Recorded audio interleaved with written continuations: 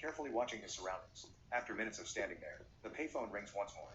Stu answers it, asking the caller what he wants, and the caller says that he wants Stu's full attention.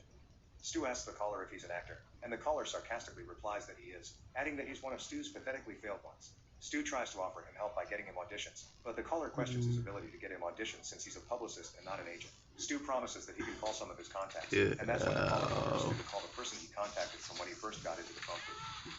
Stu pretends that he doesn't know what he's talking about, but the man says he already wrote the number down, adding that he can see every number Stu has pressed. Since he refuses to call Pam, the man calls her for him instead, leaving Stu baffled while the phone rings. When Pam answers the phone, the caller puts her on speaker so Stu can hear her.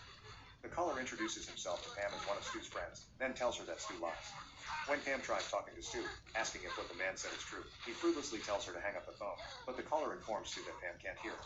Going back to Pam, the caller tells her that Stu hasn't been completely honest with her. The caller asks her why a man what the call fudge? every day from a phone What's the pizza rolls here? Stu says that it's quieter that way. He calls that a stupid reason, and he nonchalantly reveals that Stu calls her from a phone booth every time because his wife checks his cell phone bills. That means that calling from a phone booth wouldn't leave any trace of their conversation. Pam stammers, insisting that Stu told her he isn't married, but the caller states that Stu is married to a woman named Kelly. To further humiliate him, the caller tells Pam that the only reason Stu is inviting him to the city hotel is that he wants to sleep with her, adding that it's got cheap rooms for cheap girls. Pam tries to defend herself, that's not right. saying that she wasn't planning on sleeping with him and that since he has promised to help her, she's keeping in touch with him. Before ending the call, the caller tells Pam that Stu has never even made anyone a star. At the phone booth, a hooker impatiently tells Stu to hang up the phone. Without even flinching, he tells her to go away, and the woman curses him before leaving. Stu tries to ask the man why he's doing all this, but the caller cuts him off, saying that they should call Kelly. Stu immediately says that his wife is not home, but the caller replies that he's sure she's at the shop in Columbus. When Stu tries to ask the caller how he knows all that information about him and Kelly, the man ignores him, instructing him to speed dial his wife and press auto 1. I'm enjoying listening to this while playing. He should tell Kelly, and the man says he should come clean and admit that he's cheating. Stu gets defensive, claiming he's not cheating on his wife and that he never has. Stu then compares his relationship with Kelly and Pam to having a beautiful home. He says even though he has a home, he still dreams of having a quick vacation, staying in a nice hotel room with a great view. The caller laughs and mocks Stu, saying that Kelly is a home while Pam is a motel. Stu swears at him, and the caller tells him that the language is uncalled for. Meanwhile, the hooker comes back and angrily tells Stu to let her use the phone, and they get into an argument again. Stu yells that she can use other phones in New York or maybe a phone in a restaurant, which only angers the woman. She then threatens Stu that she'll be back before finally storming off. Listening to the entire thing, the caller laughs again at Stu. He begs the caller not to call his wife, and in exchange, they'll do some headshots with a photographer. The caller only chuckles before asking if he really believes that he's an actor. Before Stu could answer, the caller tells him that he's not an actor and that he only wants Stu to come clean to his wife. With no other choice, Stu calls his wife using his cell phone. When Kelly answers, the caller instructs Stu to hold the phone close to the receiver. Stu does as he's told, and then his wife asks him where he is before telling him that some guy has called her, saying that Stu would be calling her from a phone booth to tell her something important. Stu explains that there are many prank calls going around, while on the other line, the caller wants Stu to tell Kelly that he's been inviting girls to have drinks with him at discreet hotels. While talking to Kelly and the caller, the woman from before comes back with one of her companions, and the two women harass Stu into leaving the phone booth. Hearing the commotion from the other line, Kelly asks Stu what's going on, and her husband tells her that it's just some hookers who want to use the phone, aggravating the women. The ladies then start making a scene, banging on the phone booth. In the middle of all that, the caller wants Stu to tell Kelly that he wants to sleep with other women. Instead of following his orders, Stu informs his wife that there's a guy saying things about him, things that might not be true. As the women continue to harass him, Stu warns them that he'll call the cops. He then tells Kelly not to believe whatever the man tells her. Scared, Kelly asks Stu to come down to her store so they can talk, and Stu tells her that he'll try. After talking to his wife, Stu opens the phone booth and threatens the two women that he'll have them deported to Jersey. The women exchange a few more nasty words with Stu before finally leaving, and Stu resumes talking to his caller. As they continue their conversation, the caller accuses Stu of not telling his wife the truth. Stu then asks the caller why he wants to mess with Kelly's life when she has done him no harm, to which the caller says everybody does harm. Disgusted, Stu tells the caller that their conversation is over, but the man warns Stu that if he hangs up, the man will kill him. Doubtful that the man will actually kill him, Stu taunts the caller, asking him how he will kill him with only his binoculars. The caller replies that he never said he has binoculars and that he actually has a highly magnified telescopic image of Stu. The caller then reveals that he has a rifle, a .30 caliber bolt action 700 with a carbon 1 modification. God dang, my man's really finna kill him. You better run, Stu, run. What you doing, Stu? You wanna play with stuff, bro? We ain't got time to play. Oh, we winning it? No, we don't win it. Yeah, we can still win. We can still win. We can still win. We can still win this. Yeah. I was very excited for that one. The man tells Stu that ducking won't help him before firing, hitting the toy robot. The caller taunts Stu once more, saying that nobody even noticed that he just fired a gun. True enough, when Stu looks around, everyone's just minding their business as if nothing happened. Laughing, the man tells Stu to stand up and be a man. Outside the phone booth, the vendor notices his broken robot and starts talking to Stu. The caller asks if he wants him to take care of the vendor, but Stu tells him no and gives the vendor some money so he'll go away. Then, another hooker shows up at the phone booth, but Stu just ignores her. The caller continues to talk, asking Stu to try to figure out where he is. The man says Stu's doing a lot better. Oh, we're gonna lose this one. Yeah, we're gonna win in that one. He describes how he shot a child fixated man Okay, they have what's the and a corporate name? executive who cashed in all So, of his stocks just before the bottom fell out, while others lost everything. After that, the caller asks Stu where he's aiming, and when he sees the little red dot on his body, just below his right shoulder, Stu answers his question.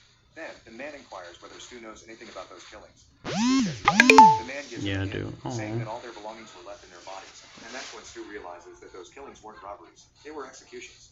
As they continue talking, the hookers show up yet again, only this time, they have a guy with them.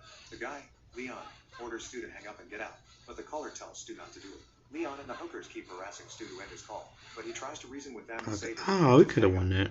he even gives Leon $120 just to leave him alone, but Leon wouldn't budge. Furious now, Leon punches the phone booth and makes a crack in the glass as the hookers cheer him on. Chuckling, the caller offers to help him, but Stu refuses, saying he can handle it. Leon then crosses the street to get a bat, and when he comes back, he smashes the phone booth's glass. Now completely exposed, Leon grabs Stu and puts him in a chokehold as he tries to drag him out of the phone booth. The caller asks Stu once more if he needs help, and this time he says yes. Without warning, Leon gets shot, stumbling before hitting the ground. The hookers blame Stu for what happened, accusing him of shooting their friend. Thanks to the commotion, the people gather around them, while some are even calling the cops. One of the hookers asks Stu why he shot Leon, and he tells her that it's not him, then asks her if she sees a gun on him. The other hooker starts making up stories now, saying she sees Stu with a gun. Shaken, Stu tells the caller that he did what he could to drive Leon away, but the man still wouldn't leave him alone. The caller then tells him that Leon wouldn't have died if only Stu dealt with him with respect. He also tells Stu to man up and to take responsibility for what he's done. Tired of listening to the caller, Stu secretly calls 911. Since he cannot speak directly to the operator for fear of alerting the caller, Stu tries to keep him talking, giving the operator hints that he needs help.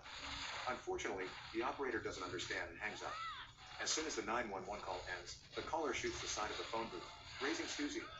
The caller tells him that he heard the 911 call, and that's when Stu realizes that the caller has bugged the booth, which is also how he knows about that. The cops start showing up, and they order Stu to hang up the phone. When Stu tells them that he's on an important call, their captain, Ed Ramey, asks for his full cooperation. Captain Ramey tries negotiating with Stu, and the caller tells Stu that the captain is getting on his nerves.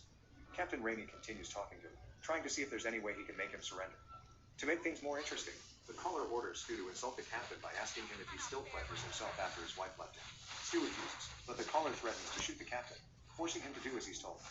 Without answering his question, the captain leaves, but not before asking one of the cops to call a techie they can talk to about the payphone. As the reporters start arriving, the caller insults Stu by saying he's just a small... Oh my gosh, we can do it this time. We can do it. Wait, we can do it. We can do it. Come on. Yes! Fuck, I hate this mission so much.